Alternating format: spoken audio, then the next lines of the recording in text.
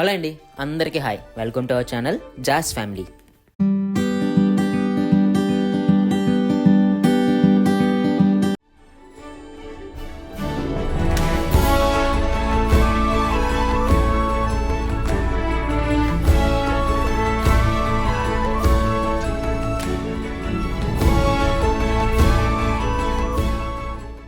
ఇప్పుడు మేము ఉన్నదాని పేరు హిరోషిమా క్యాస్టిల్. ఇప్పుడు చూస్తున్నారు ఇదే.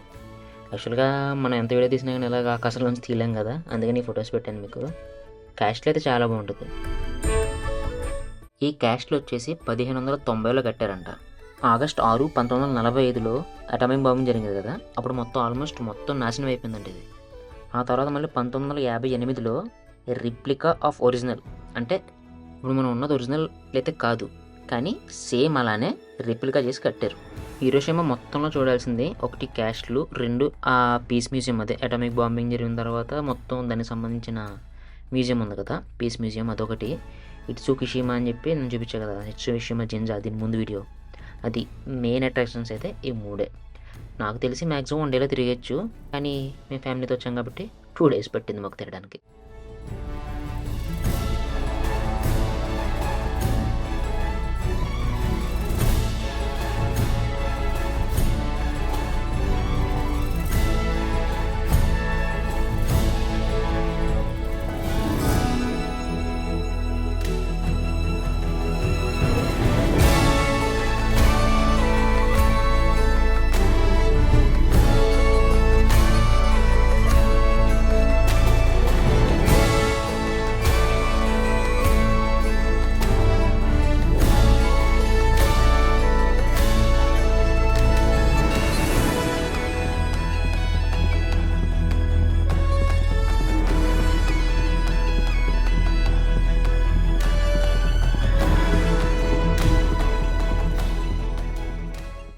దీని ముందు వీడియోలో గండోలా అని చెప్పి ఇట్సుకిషిమా దగ్గర ఉంటుందని చెప్పా కదా, దానికి వెళ్ళలేదు కదా మేము. దానికి వెళ్ళకుండా ఇక్కడికి ఎందుకు వచ్చారు, ఇక్కడ ఈరోజు కూడా ఇక్కడ ఉన్నారు కదా మీరు అని చెప్పి ఆలోచించుకుంటున్నారు కదా మీరు. యాక్చువల్గా జరిగింది ఏంటంటే, ఈరోజు మధ్యాహ్నం నుంచి మాకు ట్రైన్ ఉంది. ఇక్కడ నుంచి ఫుకాకి వెళ్ళాలి. ఫుకాకా అంటే ఇంకా ఆల్మోస్ట్ ఇంకా జపాన్కి ఎండ్ అది. అక్కడి నుంచి సౌత్ కొరియా వెళ్తాం బై ఫెర్రీ.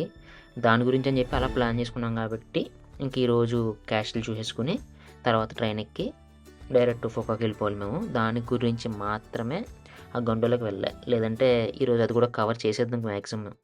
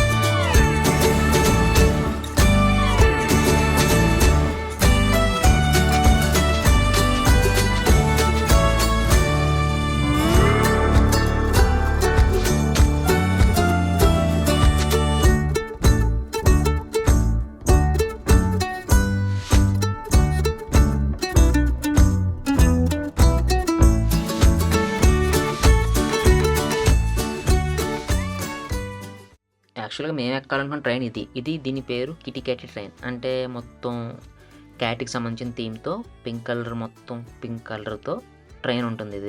ఇది వెనకాల చూస్తున్నారు కదా, ట్రైన్ ఆల్మోస్ట్ మొత్తం అలానే ఉంటుంది. దీని గురించి ట్రైన్ ఫేమస్. కానీ నేనేం తప్పు చేశానంటే, ట్రైన్ వాడిని అడిగి ఆ ట్రైన్కి టికెట్లు కావాలి మేము అని అడిగితే అది ట్రైన్ అని చెప్పి టికెట్లు ఇచ్చాడు మాకు. ఆడేం చేశాడు, పొరపాటు పడ్డాడు, నేను పొరపాటు చేసాను తెలియదు, జపాన్ గదిలో ఆ ట్రైన్ కాకుండా వేరే ట్రైన్ ఇచ్చారు, రొటీన్ ట్రైన్, మేము ఎప్పుడు ఎక్కే ట్రైన్, దాని గురించి ఆ ట్రైన్ మిస్ అయ్యాము. అలా యాక్చువల్గా అయితే ఆ ట్రైన్ ఎక్కాలి, కానీ ఈ ట్రైన్ ఎక్కుతాం అప్పుడు మేము.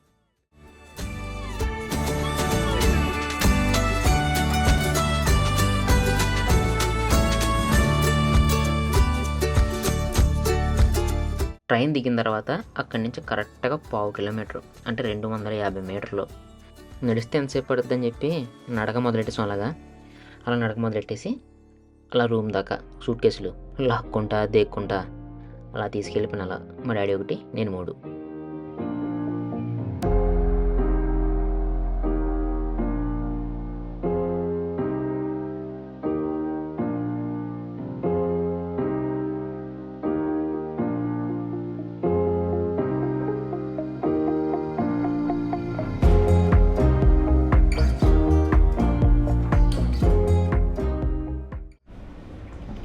ఏంటి చెప్తున్నావు?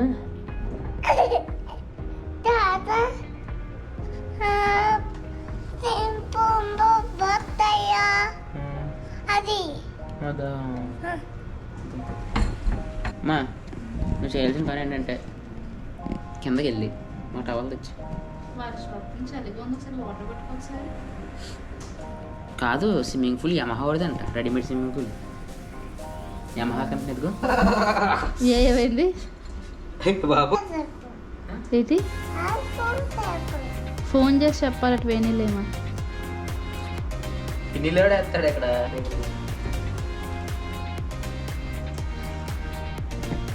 ఇలా చూడు.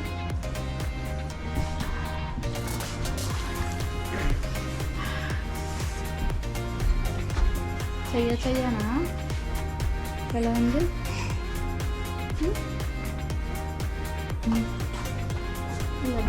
అలా చూద్దాం, ఆ పక్కకి అలా చూద్దాం. ఇలా తిరిగి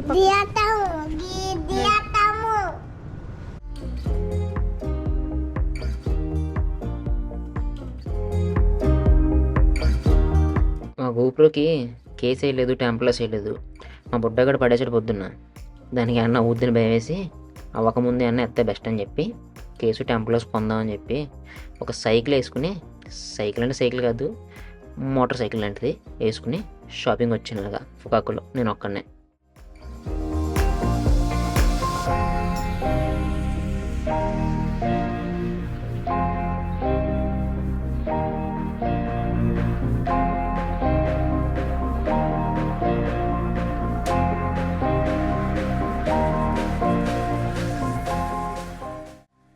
వెనకాల కనిపిస్తున్నాయి కదా సైకిళ్ళు, ఏ సైకిలు 50,000 60,000 తక్కువ లేదు. ఆ యమహా అని వస్తుంది చూడండి సైకిల్, ఈ సైకిల్ ప్రత్యేకించి దాంట్లో సగం వేసుకోండి అంటే 2,20,000 చిల్లర సైకిల్. అది క్వాలిటీ కూడా అలాగే ఉంటుంది, కానీ రేట్ మాత్రం వాయువుడు ఎత్తాడు. అదే కాస్ట్ ఆఫ్ లివింగ్ అంటాం కదా.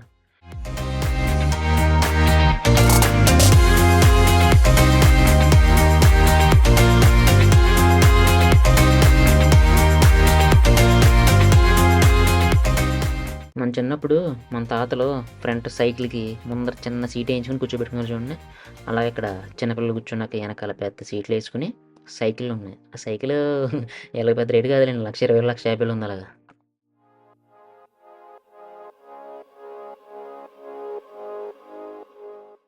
ఇవి రాబు చేయడం కష్టమే,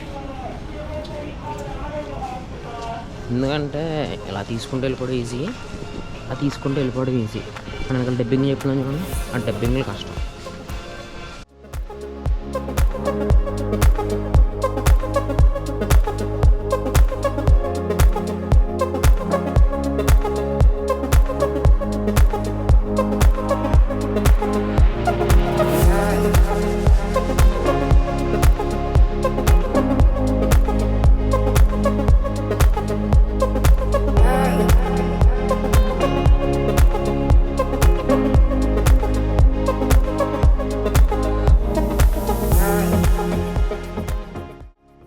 కింద దింపుతున్నాను కదా సైకిల్, యాక్చువల్గా నేను వెళ్తున్న రూట్ తప్పు. మనం లెఫ్ట్ సైడ్ వెళ్ళాలి కదా మనకి, అలాగా లెఫ్ట్ సైడ్ వెళ్ళిపోతున్నాను. కానీ ఆ పక్క నుంచి సైకిల్ దింపాలి, ఈ పక్క నుంచి సైకిల్ పైకి ఎత్తాలి. ఒక అతను వచ్చి ఈ పక్క నుంచి కాదు ఆ పక్క నుంచి అంటే మళ్ళీ ఈ పక్క నుంచి ఆ పక్కకి మారా. సైకిల్ కాదట, దాని గురించి వెళ్ళామంటారు. ఆ కింద సెన్సార్ ఉంది, ఆ సెన్సార్ దగ్గర సైకిల్ ఒకసారి టచ్ చేస్తే ఆటోమేటిక్గా అదే పైకి తీసుకెళ్ళిపోతుంది. అలాగా మనం పైకి అంత అలా దూచుకుని వెళ్ళాల్సిన పని లేకుండా ఈజీగా. యాక్చువల్గా నేనున్నది ఎక్కడంటే టన్నెల్. అది ఏంటంటే మనం మెయిన్ రోడ్ మీద ఈ పక్క నుంచి ఆ పక్కకి జెబ్రా క్రాసింగ్ చేస్తాం చూడండి, అలాగా బాగా 1 కిలోమీటర్ 2 కిలోమీటర్ల దూరంలో ఉంటుంది ఆ జీబ్రా క్రాసింగ్. అది అలా అంత దూరం వెళ్ళక్కర్ లేకుండా రోడ్డు కింద నుంచి టన్నెల్ వేసుకుని ఆ పక్కకే దారిచ్చాడు. సైకిల్ వాళ్ళైతే కిందకి డైరెక్ట్ సైకిల్ తీసుకెళ్ళిపోయి ఆ పక్కకి వెళ్ళి మళ్ళీ ఆ పక్కన ఇలా పైకి ఎక్కొచ్చు. కానీ ఇది బైక్ అంటున్నాడు, అంటే మోటార్ కట్టుకుంటే కొంచెం ఒక 40 కిలోమీటర్లు 30 కిలోమీటర్ల స్పీడ్ దాకా వెళ్తుంది కాబట్టి ఇది బైక్. ఇది ఇక్కడ నుంచి రాకూడదు నువ్వు, లేదంటే పని చేయి పార్క్ చేసుకుని నువ్వు వెళ్ళి నీ పని చూసుకుని మళ్ళీ వచ్చి తీసుకుని వెళ్ళు బైక్ అన్నాడు. అక్కడ పార్క్ చేసుకుని మళ్ళీ వచ్చి అన్న ఇక్కడ లోపల నా కాదు కదా అందుకని చెప్పి మళ్ళీ రిటర్న్లో వెనక్కి వచ్చి పైకి ఎక్కేసేలాగా.